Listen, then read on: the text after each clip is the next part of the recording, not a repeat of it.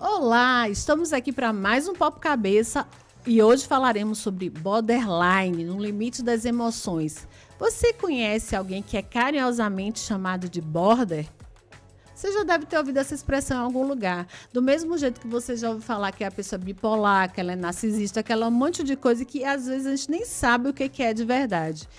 Mas hoje você vai aprender muito sobre isso, porque estamos aqui com o Dr. Leandro Nogueira de Souza, psiquiatra. Dr. Leandro veio aqui no primeiro programa, deu a maior sorte para a gente. Já estamos hoje no programa de número 44. Dr. Leandro, muito obrigado por ter aceito o nosso convite. Oi, Nubia, eu que agradeço pelo convite, né? E não vai ser o último também, né? Eu gravei o primeiro e vou gravar muitos ainda. Hoje vai ser mais um episódio aí que vamos trazer muita informação aí para os ouvintes aí sobre o transtorno da personalidade borderline. Com certeza, né?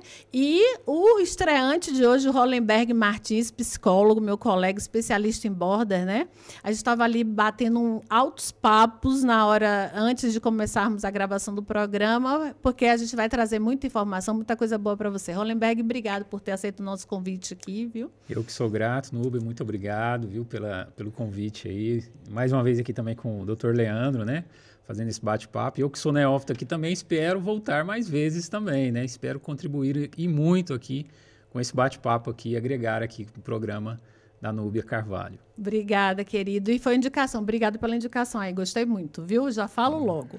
Doutor Leandro, o que é ser borderline? Sim, Núbia, você tocou num ponto muito importante. Hoje as pessoas, as redes sociais, elas trazem muita informação, mas às vezes a informação não vem da forma correta.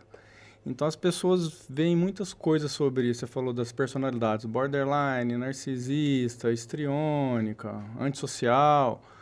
E às vezes a pessoa acha que é aquilo, porque tem algumas características, né? Então todo mundo, as pessoas em geral, elas têm características das personalidades, né? Então você pode ter uma característica narcisista, você pode ter uma característica histriônica, border, antissocial. Agora, quando a gente vai falar de um transtorno da personalidade, ela, além de ter as características dos principais sintomas, a gente tem outros critérios que a internet não fala. Porque eles botam lá os tópicos, as características, a pessoa lê, eu sou border. Porque tem lá, sei lá, 15 características que eles colocam. Mas a avaliação ela é muito mais complexa, né? A gente pode falar um pouquinho disso, que quando a gente vai fazer um diagnóstico, além de ter os sintomas, tem que cumprir uma série de outros requisitos. Por exemplo, tem que trazer sofrimento para a pessoa que tem aquelas características, tem que trazer prejuízo funcional. A pessoa ela tem prejuízo em mais de uma área da vida, que às vezes o prejuízo for só em uma área, aí a gente já pensa que pode ser outra questão. Então tem que ser em vários cenários da vida da pessoa, não pode ser induzido por alguma substância, alguma situação. Então, assim, aqui a gente não vai falar detalhadamente sobre isso, mas vamos falar o que é importante. Por isso que tem que procurar quem? Um psicólogo ou um psiquiatra.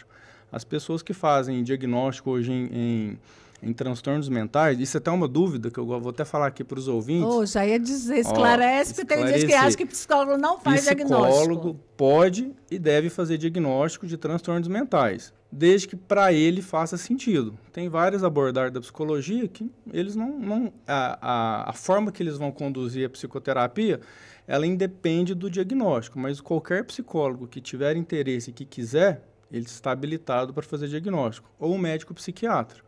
Então, diagnóstico, internet não faz diagnóstico. Aqueles quiz, aquelas coisinhas que você vai preenchendo, aquilo ali não existe. Você vai ter que ir num profissional e aí, a partir de uma avaliação sistemática, usando protocolos, usando escalas, às vezes aparelhos de triagem, né, usa algumas escalas de triagem, que a gente chega num diagnóstico. Como é um transtorno de personalidade, é longo. Você não dá diagnóstico de um transtorno de personalidade em uma consulta ou numa sessão. Por favor, né? Eu, normalmente, no mínimo 6 meses, vendo aquela pessoa constantemente. Aí a gente consegue falar da personalidade border, né?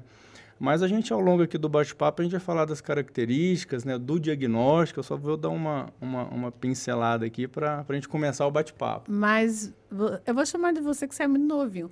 Você foi perfeito, né? Eu vejo as pessoas, porque não sei quem é narcisista, porque não sei quem é isso. Gente, pelo amor de Deus, a gente estuda muito, tá? E a gente precisa analisar, não é nem avaliar, porque a análise ela tem um tempo maior. A avaliação é uma coisa estanque, é naquela hora. A análise, ela é maior, ela precisa de tempo. Então, pelo amor de Deus, não sai diagnosticando ninguém, não. Não, porque não sei quem é narcisista. Eu tenho certeza que ele é narcisista. Não tenho certeza. Você não fez psiquiatria nem psicologia, tá? Você não está habilitado para isso, então, por favor, deixa com a gente que a gente faz bonitinho.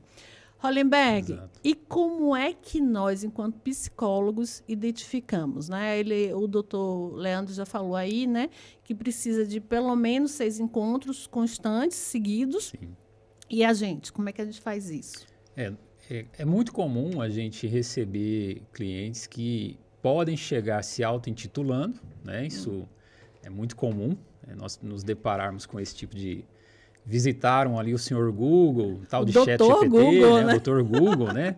E pegou ali, como o doutor falou aqui, essas características ali, alguns dos critérios, né?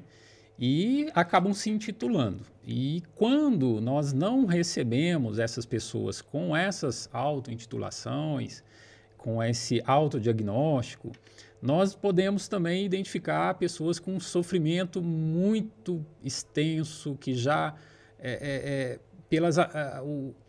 os dados que nós vamos colhendo ali, nós vamos conseguindo entender e perceber que aquilo já tem tempo que a pessoa está passando por aquele sofrimento, alguns prejuízos muito significativos nos relacionamentos que essa pessoa possui e alguns episódios, né, principalmente durante a semana da pessoa, o que leva aquela pessoa a realmente ter ali uma intensificação emocional e que tempo que essa pessoa levou, Núbia, para ela se reestabelecer.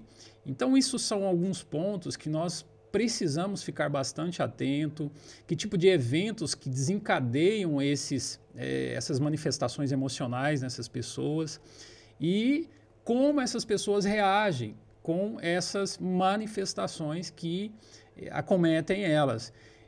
Normalmente elas acabam demonstrando severos prejuízos tanto na família quanto no ambiente profissional também, e é comum a gente perceber tentativas das famílias tentando ali fazer contato com a gente, também para esclarecer um pouco mais da condição que o cliente está apresentando.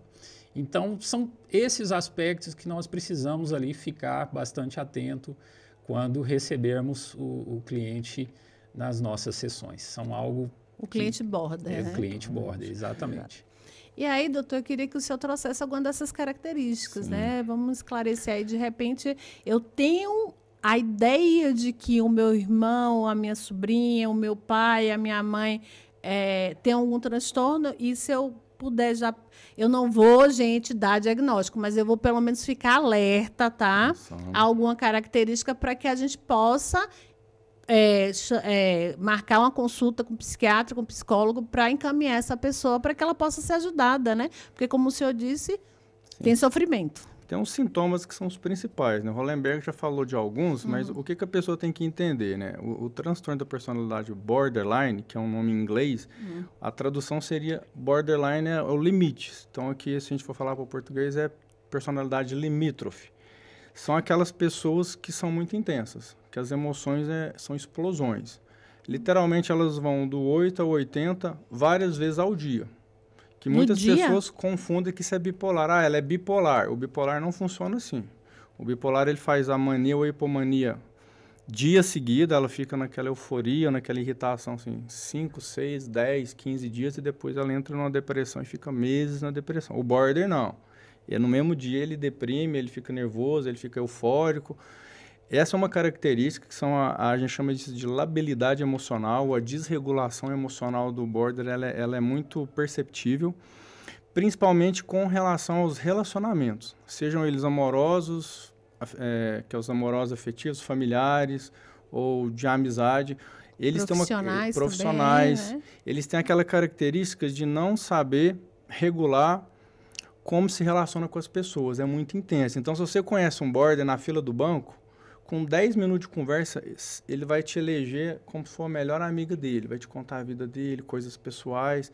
Mas, às vezes, você para ali e fala, só um minutinho que eu tenho que olhar uma coisa aqui, deixa de responder, ou ele sente que ele foi abandonado ou deixado de lado, o que é a melhor amizade vira raiva, vira ira, e ali já desregula totalmente. Imagina num relacionamento amoroso. Normalmente as crises deles é quando termina algum relacionamento.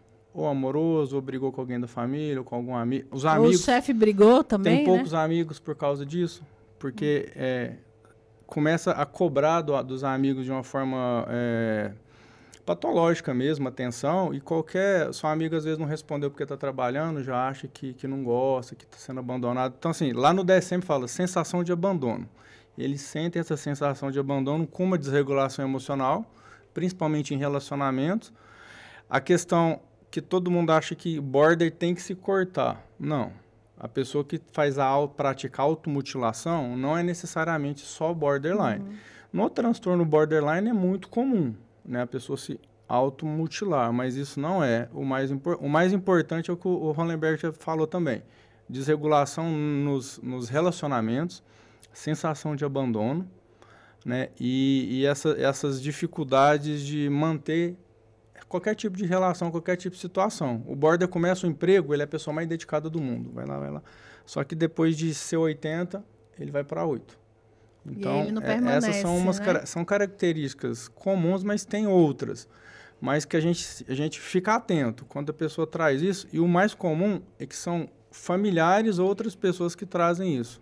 Os transtornos de personalidades, raramente o paciente, né, o cliente, ele vem trazer essa demanda. Às vezes a família que traz para a gente, porque para eles não é um problema, eles acham que isso é normal. É normal, né? Tá dentro Por da normalidade. isso que eu falei que é muito comum, às vezes, recebermos contato, primeiramente, de algum familiar. Você atende um filho, uma filha, uma sobrinha, alguém. Por quê?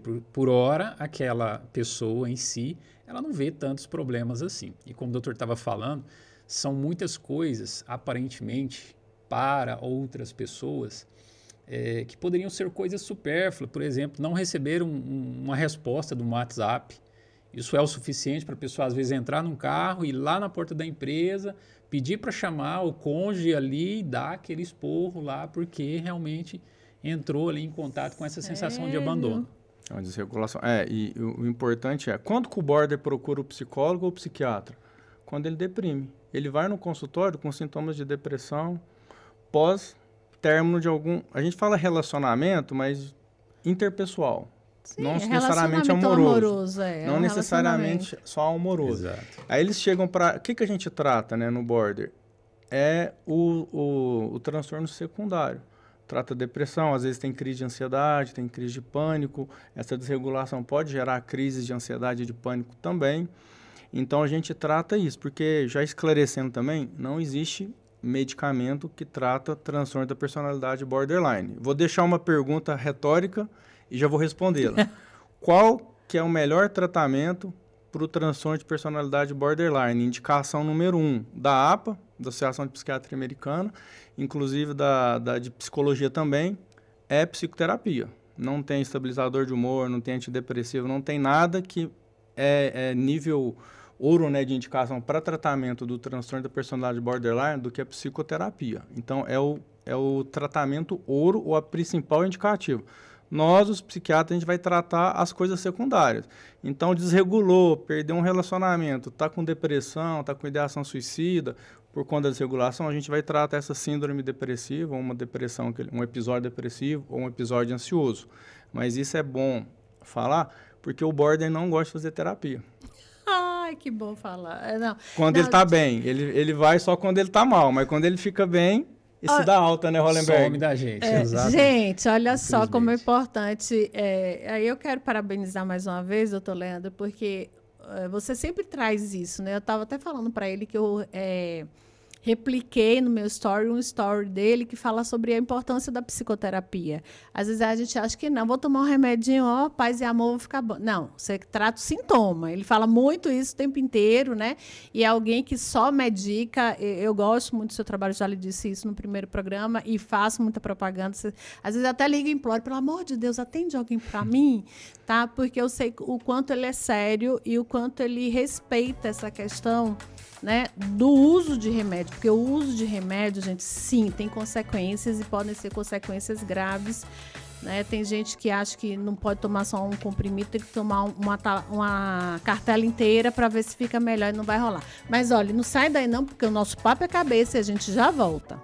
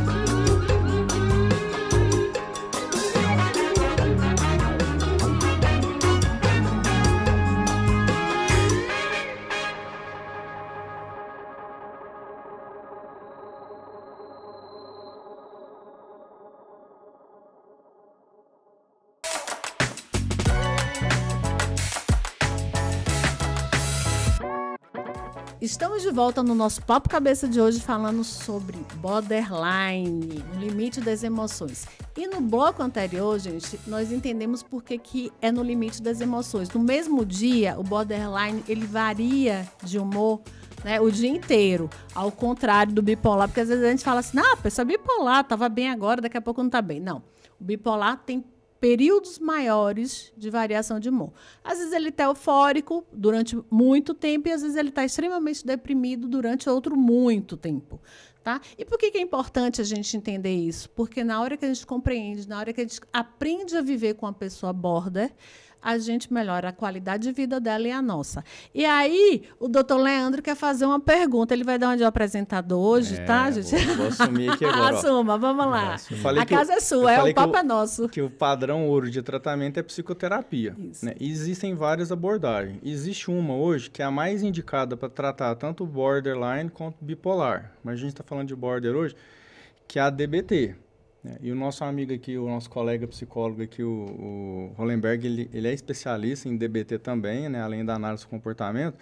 Queria que ele contasse para a gente por que a DBT é a principal indicação, como que a DBT trabalha, e depois ele falar um pouquinho até da criadora do DBT, que eu acho que isso aí é importante saber como que ela surgiu. Exatamente. Começando dizendo o que é DBT, exatamente, né? Que aqui a gente precisa explicar. Exato. A DBT hoje é um modelo de psicoterapia comportamental dialética, né? Por isso esse nome, né? DBT. E ela foi desenvolvida pela professora doutora Marsha Linehan, que, por sinal, ela era uma pessoa que foi diagnosticada e teve ali os seus desafios com o diagnóstico, né? Várias internações psiquiátricas. Várias internações psiquiátricas ao longo da vida. E foi uma das pessoas, aliás, não somente, né? Mas existem outras expoentes da psicologia também que tiveram grandes contribuições. Quem sabe isso é assunto para outro papo cabeça, tá? Mas, voltando, né? Então, a doutora Marsha Linehan, ela acabou fazendo ali a psicologia e fazendo mestrado, doutorado, e acabou desenvolvendo uma metodologia que atendesse e muito, não somente os casos de borderline, mas praticamente são muitas ferramentas que contemplam aí esses desafios de desregulação emocional, essa questão, as crises do abandono, que é muito bem aplicado dentro dos consultórios de psicoterapia. Lembrando você que está chegando agora, você pode voltar e reassistir. Não estamos fazendo nada para que você se autodiagnostique aqui, muito pelo contrário. Se você se identificar com alguma dessas características, o ideal é você procurar um profissional qualificado para realmente te acompanhar e depois de um certo tempo conseguir consolidar alguma informação aí algum que possa... diagnóstico, Exatamente. Né? Isso. Então, o que acontece?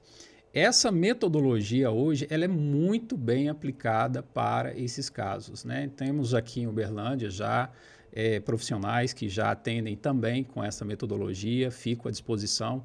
E o interessante é que existem os treinamentos que o próprio paciente também, o próprio cliente, ele pode procurar com outros profissionais, além do próprio terapeuta, do próprio psicólogo, da própria psicóloga. Ou seja, ele vai fazer alguns cursos que capacita ele a entender como que ele pode lidar melhor com essas emoções dele, com essas alterações, inclusive no ambiente familiar, no ambiente profissional, no ambiente social, tem muitas coisas interessantes. E isso tudo hoje, salvo engano, já existem alguns grupos em rede nacional que a pessoa pode fazer de modo online, no conforto da sua casa. DBT, né? Comunidade DBT, você pode procurar, começar a pesquisar isso aí. E é isso aí, temos muitos materiais aí. O mais interessante que eu vejo que é efetivo também é a questão do treino de habilidades. Então, assim, aí eles treinam, por exemplo, você rompeu um relacionamento. Às vezes um amigo seu, por um motivo, não pôde te atender o telefone naquele dia que você estava mal, que você ligou para conversar, e o amigo falou, hoje não dá para a gente conversar, e a pessoa desregula ali, aí ela xinga, briga, às vezes, aí pode ser que às vezes ela se automutile. Eles vão treinar situações para quando acontecer isso, a pessoa segue ali entre aspas, né? Como se fosse um checklist.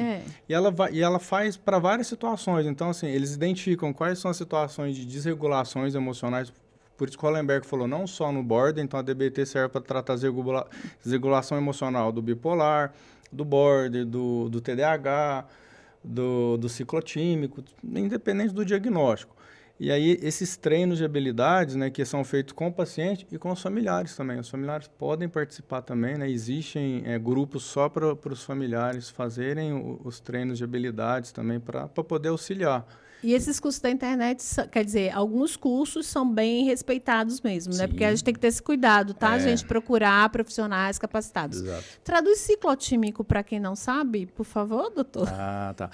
É um dos diagnósticos diferenciais do bipolar. Né? Então, o bipolar, ele oscila ali na questão da euforia, né? Ou da mania, ou da hipomania. O ciclotímico, ele tem essas alterações menores, né? Em menores proporções. Então, o ciclotímico, ele fica ali num estado ali de... Não é tão diferente, não é, né? Não é tão polarizado, né? Igual o bipolar seriam duas polarizações. O ciclotímico, ele é mais brando, né? E ele traz menos desregulação e menos prejuízo. Aí ali a gente vai por características, né? Por tempo, por duração, pela forma que manifesta os sintomas. Mas assim como o bipolar, né? O ciclotímico também, eles são de períodos. Não é igual não é igual o borderline, que é ali num dia só, ele vive tudo no mesmo dia. Né? O ciclotímico, pelo próprio nome, são ciclos. Né? Então, ele vai ali, né? Ciclos depressivos ou ciclos melhores, com mais energia. Um pouco diferente do bipolar. Ótimo. Tá vendo, gente? Nosso programa é um programa de utilidade pública. E a gente vai trazer, sim, essa dupla. Já vou até convidar para falar sobre border e sobre, bipolar e ciclotímico aqui, para que a gente possa entender mais, entender qual a melhor terapia. E tem o distímico, que é aquela pessoa que não é depressiva, mas que tem humor... entre a depressão e a eutimia, que é o normal, e fica a vida toda ali. E quem tem humor sempre na euforia é o quê mesmo? Sempre na euforia, aí não tem. Assim, feliz, pessoa, né? Graças a Deus. Então, meu diagnóstico foi dado, viu, gente? Meu marido disse que eu sou terrível. Eu já acordo assim, bom dia, flor do dia, levante e sorri. Eu vou procurar um psiquiatra para saber se eu sou normal. Tá tudo bem. Viu? Mas você gostou, né? Aqui a gente dá risada também. Aqui é papo mesmo, a gente vai conversando. Cabeça, exatamente. Mas aí a gente volta e aí a DBT traz essas ferramentas para a gente, né? E aí quando você falou de pessoas importantes, né? De expoentes dentro da psicologia, eu estava estudando, porque antes de vir para cá eu estudo, tá, gente? Eu sou uma pessoa aplicada. Amy Winehouse era border. Marilyn Monroe era border.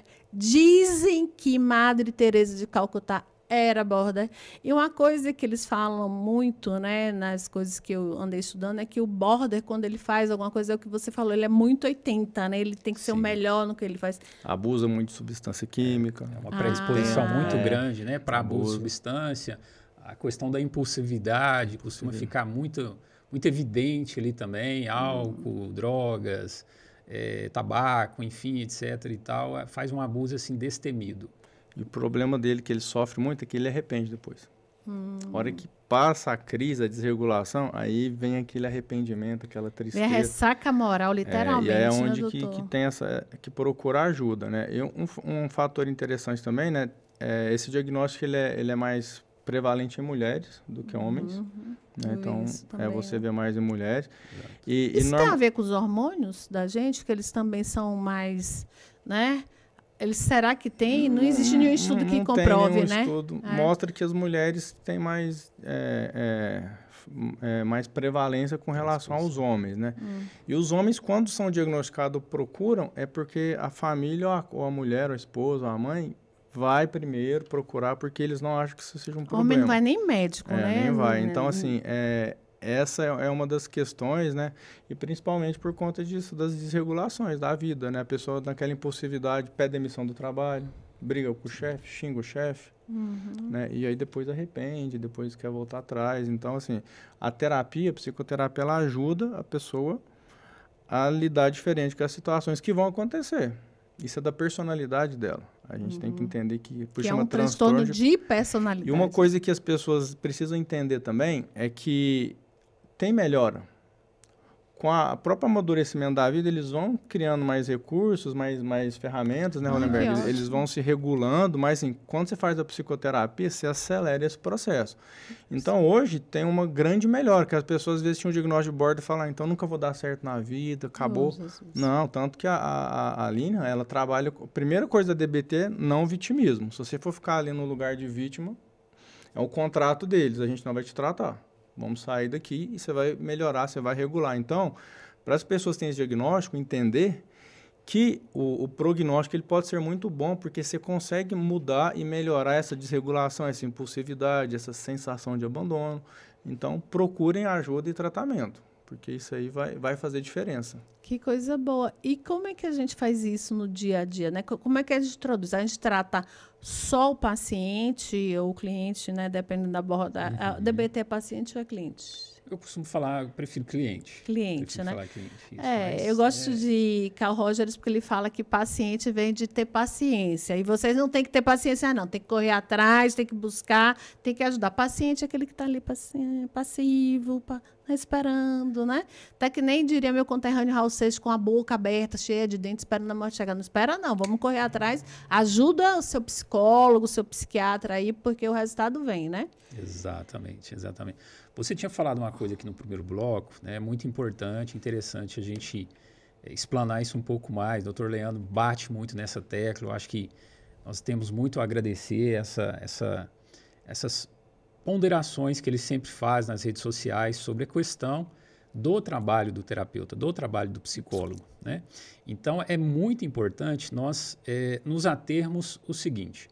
Hoje, por mais que existem muitos medicamentos, por mais potente que sejam esses medicamentos, eles não vão falar para o cliente, para a pessoa que está tomando, o paciente que está tomando ele, qual é o diagnóstico que essa pessoa possui, o que desencadeia as crises nessa pessoa, como ele deve lidar com essas crises, a que distância ele está do que dispara essas crises nele, ocasiona, elicia, desencadeia essas crises nele. Então é muito importante nós sempre sabermos que fazer o uso da medicação sem um trabalho psicoterapêutico, você praticamente está jogando dinheiro fora, né? Então, é muito importante e perdendo tempo, né?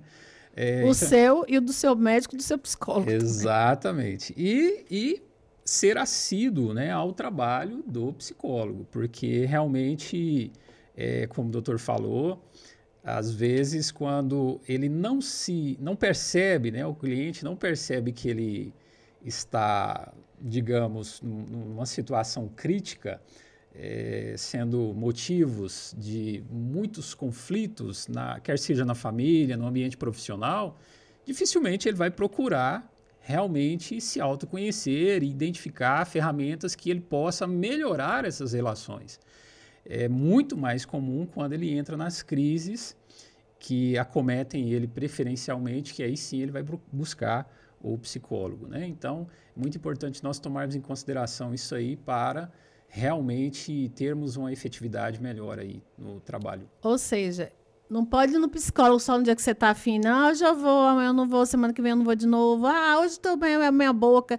Gente, pelo amor de Deus, é um trabalho sério que precisa de constância, tá? Constância é ser constante, ok?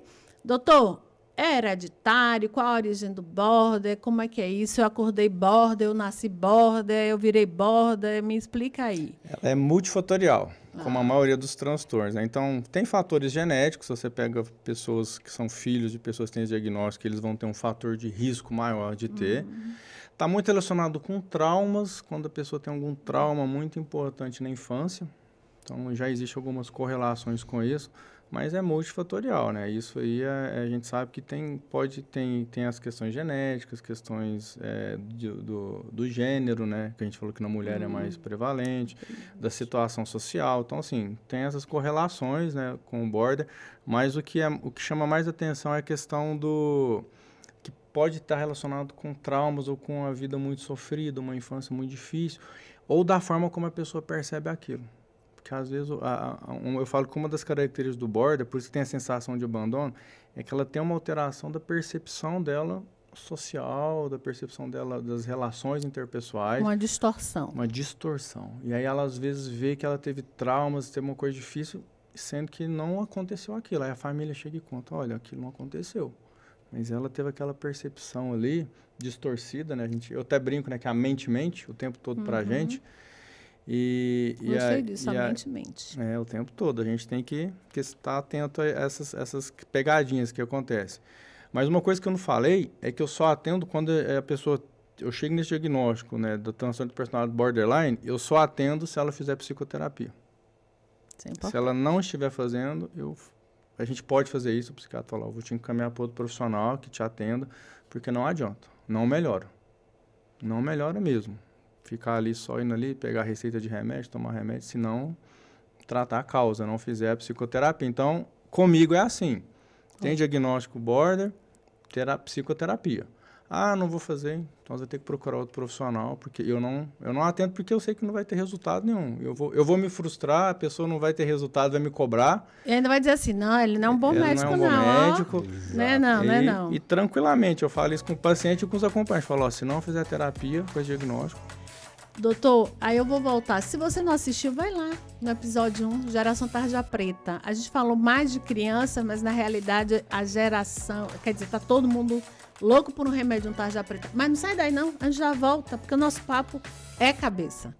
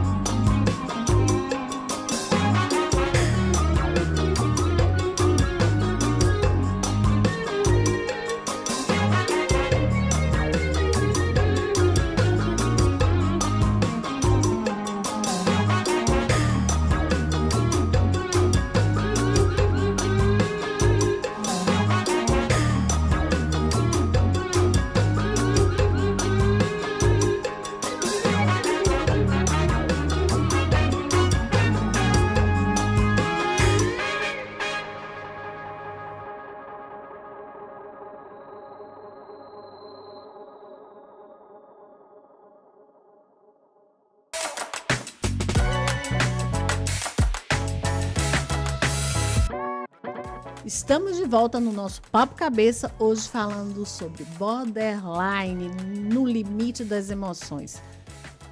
Fala aí, Hollenberg. Isso aí.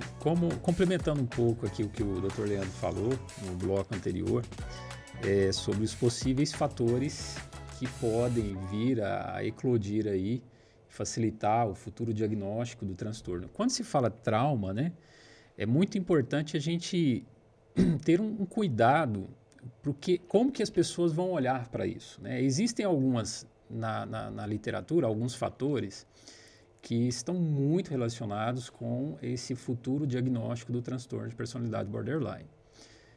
A própria Marsha Linehan, ela também defende algumas teorias biopsicossocial, fatores ambientais, sociais, extremamente invalidantes. Então, como que é isso? Só para a gente ter uma pequena noção de como que isso acontece, às vezes uma criança, ela veio num lar e esse lar, a família carece muito de autoconhecimento. Que autoconhecimento? Autoconhecimento é você realmente identificar as variáveis de controle dos seus comportamentos, aquilo que influencia o que você pensa, sente e faz. De onde que isso está vindo, como que você reage, como que você responde ao mundo. E muitas famílias carecem e muito disso. Então, o filho, a filha apresentam ali uma birra. Essa birra, isso já caracteriza alguém que possivelmente foi tratando essa criança de uma determinada forma, chegou em um determinado momento, não supriu aquela necessidade da criança. E aí vai manifestar ali, né, o choro, o sapatear, enfim, etc. E outro adulto, que a gente chama de agência de controle, pode chegar e repreender fortemente essa criança. Pode punir, inclusive, sancionar essa criança. Pode começar a fazer severas críticas sobre o sofrimento que aquela criança está expressando em algumas questões, algum brinquedo que ela está querendo, algum alimento, alguma oportunidade que ela está perdendo de ir para a rua brincar com um coleguinha ali, porque isso tem a ver com o que você já falou. Então, o que acaba acontecendo? Essas invalidações chegam a hora que a criança pode correr o risco de dirigir esses ataques não aos comportamentos delas, mas sim ao próprio self. Ao invés das famílias corrigirem o comportamento, eles atacam o self dessa criança. Explica Você o que é self, por favor. isso. O self é o eu. As pessoas costumam falar às vezes, né? Você é muito irresponsável, você é burra, você é isso, você é aquilo. E quando vai tratando dessa forma, a criança vai acreditando naquilo. E aí, basta um pequeno incidente acontecer com ela, lá vem mais críticas severas em cima dela, e ao invés dela associar que foi uma tentativa de correção no comportamento dela, ainda que foi realmente falho, evidentemente falho, a criança, de fato, passa a associar que o errado é ela. Então, fica aí essa confusão literal que vai configurar, sem sombra de dúvidas, um trauma. E é onde que essas pessoas, lá na fase adulta, no ambiente profissional, no ambiente social, no ambiente familiar, ao ouvir uma crítica, alguém virar as costas para ela, é algo extremamente deletério e ofensivo. Então, doloroso. Então, isso já configura aí, coloca a pessoa numa condição limítrofe mesmo, que ela vai precisar aprender a responder melhor esses ambientes que ela está vivendo.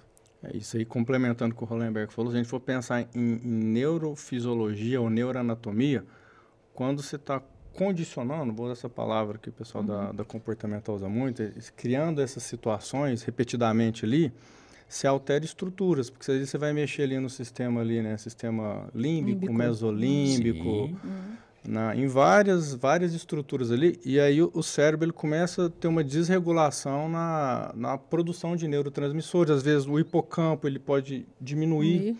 Então, que é onde está relacionado, né, algumas estruturas relacionadas com regulação emocional, controle inibitório. Então, a necessidade do uso de drogas também, porque eu preciso ser recompensado o tempo inteiro, né? Então, a gente fala que está tudo interligado. Eu tenho falado muito isso nas palestras ou nos podcasts que eu participo, que é a questão da materialidade. né? Sentimento, pensamento é material. Uhum. Além de ser materialista, não, a gente está falando de sinapse. A sinapse, ela acontece em No neurônio. O neurônio é material, né? Então, existe isso e, complementando o que o Hollenberg falou, altera as estruturas. Isso ficando sistemático, o seu cérebro passa a entender que aquilo é o normal. E está desregulando, está desregulado. É tão interessante que eu finalizei uma leitura recentemente de uma obra de dois biólogos americanos, e eles falando o quanto que muitas características nossas estão sendo selecionadas, e isso casa muito com o comportamentalismo, né? Estão sendo selecionadas pelas formas como as pessoas no mundo moderno está vivendo. Então, vá lá, essa pessoa teve ali uma desregulação e ela está no ambiente domiciliar dela. No ambiente domiciliar dela, hoje, com um aparelho na mão, ela tem condições de pedir uma bebida, que ela já experimentou essa bebida uma semana antes, viu como que foi ligeiramente prazeroso, e ali ela começa a fazer o uso, se não abuso, sistemático daquilo, e começa a estabelecer uma aprendizagem. Não é que aquilo causa a bebedeira, a dependência, mas aumenta potencialmente ali a predisposição para aquele comportamento ocorrer. Então, a pessoa acaba recorrendo àquilo constantemente como um refúgio, uma dificuldade de enfrentar a falta de ferramentas para poder lidar melhor com aquilo, é onde que elas vão identificar mais a questão. Eu sou muito impulsiva na comida, nas drogas, no tabaco, nas compras, né? Nas agressões e por aí. Não, olha quanta coisa a gente tem que analisar, né, gente? E quando a gente para e pensa assim, né? Somos pais, né? Todos nós aqui somos pais, temos filhos. Como é difícil educar.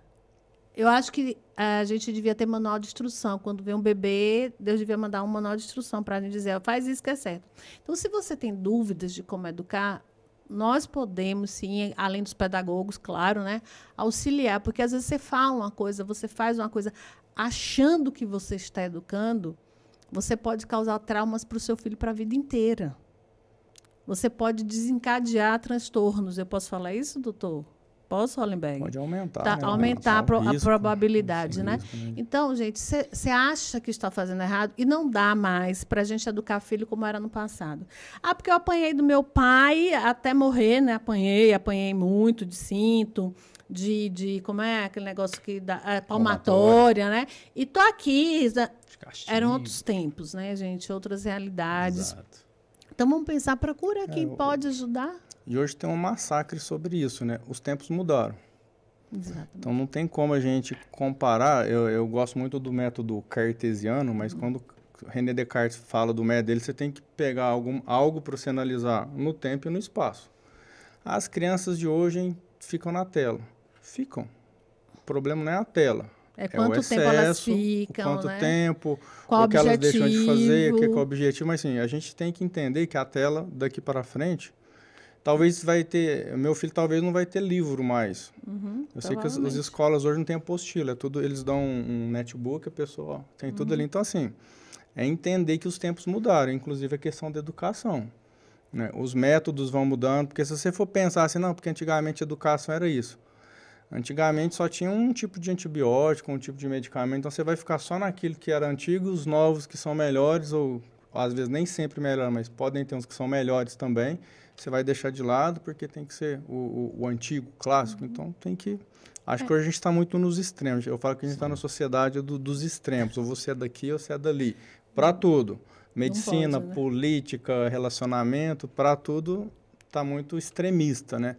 E a gente tem que ser o equilíbrio. A gente busca trabalhar ali na ponderação, no equilíbrio. Eu gosto muito do sociólogo Roberto da Mata, que ele tem um livro chamado Relativizando. Ele fala que a gente deve relativizar as coisas, tá? Mas vamos voltar aqui. A gente falou de educação, gente, porque tanto o doutor Leandro como o Hollenberg, eles falaram sobre a importância de como a gente cuida, de como a gente trata e como a gente fala, né, com os nossos filhos. Porque, dependendo de como a gente fale, a gente traz problemas, sim.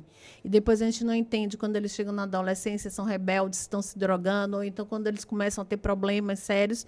Ah, onde foi que eu errei? Eu dei tudo. Até aí você às vezes errou, não é não, Hollenberg? Exato. Uma coisa que eu sempre gosto quando entra nesse assunto de educação, nós precisamos entender que educação é em casa, alfabetização é na escola.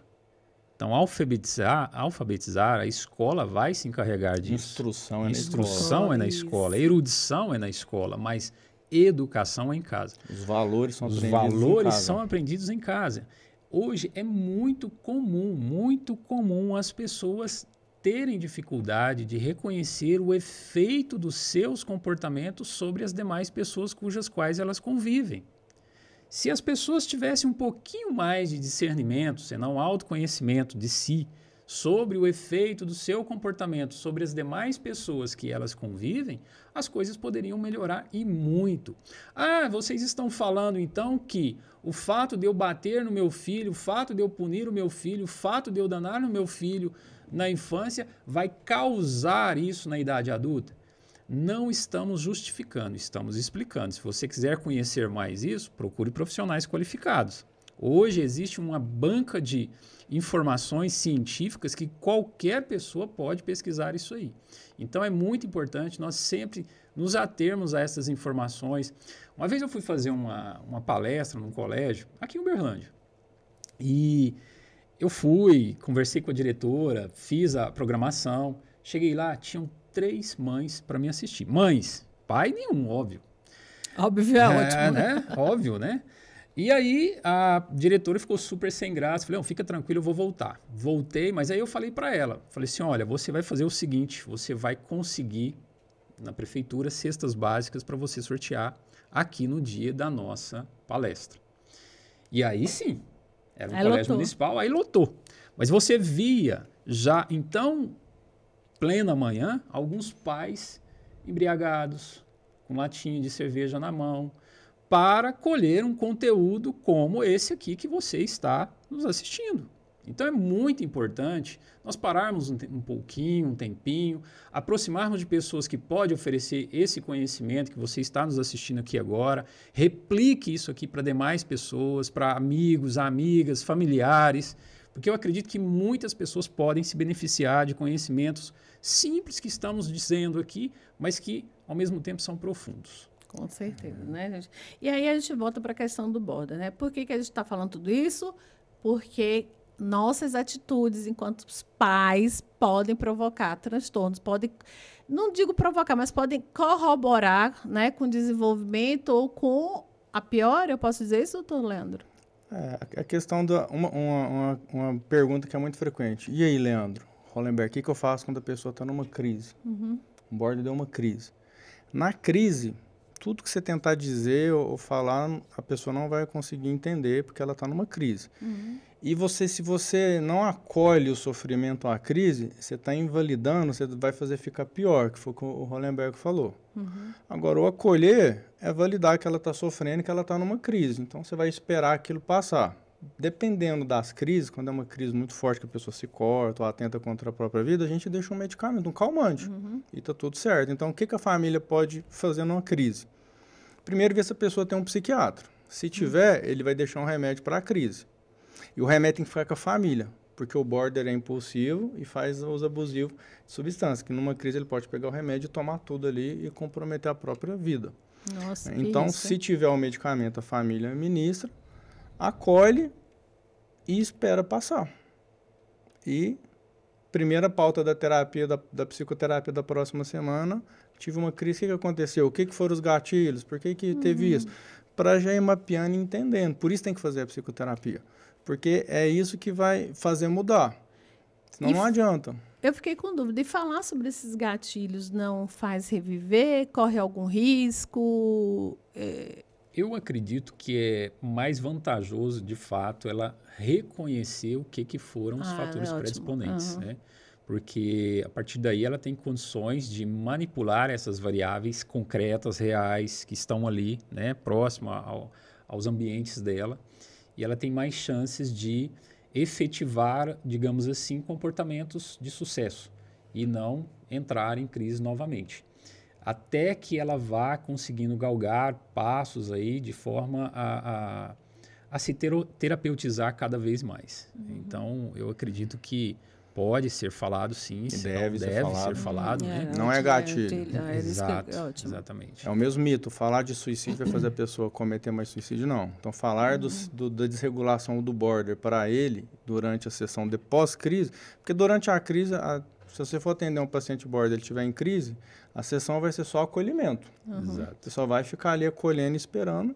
Nessa 1 hora lá, 50 minutos de psicoterapia, você não vai ter o que fazer. E minha última pergunta, porque nosso programa está chegando ao final, está tão bom aqui, eu estou aprendendo tanto sobre border, gratidão mais uma vez.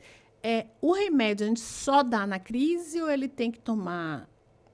Eu fiquei nessa dúvida. Como eu disse, para border não tem tratamento com medicamento. Se ele está com depressão ou com ansiedade, a gente dá um antidepressivo, né, um ansiolítico, aí ele vai tomar o tempo que a gente programar ali. Agora, o da crise é somente nas crises. Entendi. Ok. Então tem medicamento mesmo, Tem medicamento. Bom, doutor Leandro, estamos no final. Quero agradecer muito, muito feliz de ter você aqui de novo, né? Tantos programas depois. E como você disse, não vai ser o último, teremos vários bate-papos aí. Afinal, você tem muito conteúdo para ensinar para a gente. Eu deixo aquela câmera ali para você se despedir e deixar seus contatos. Sim. Agradecer a Núbia também, né, pelo convite. O Papo Cabeça aqui realmente é um papo cabeça, né, com pessoas que são da área. As minhas redes sociais, mais simples de encontrar é o Instagram, que é @LeandroNogueira. É só @Leandro Nogueira. Tem conteúdos relativos à saúde mental, a outros assuntos, né?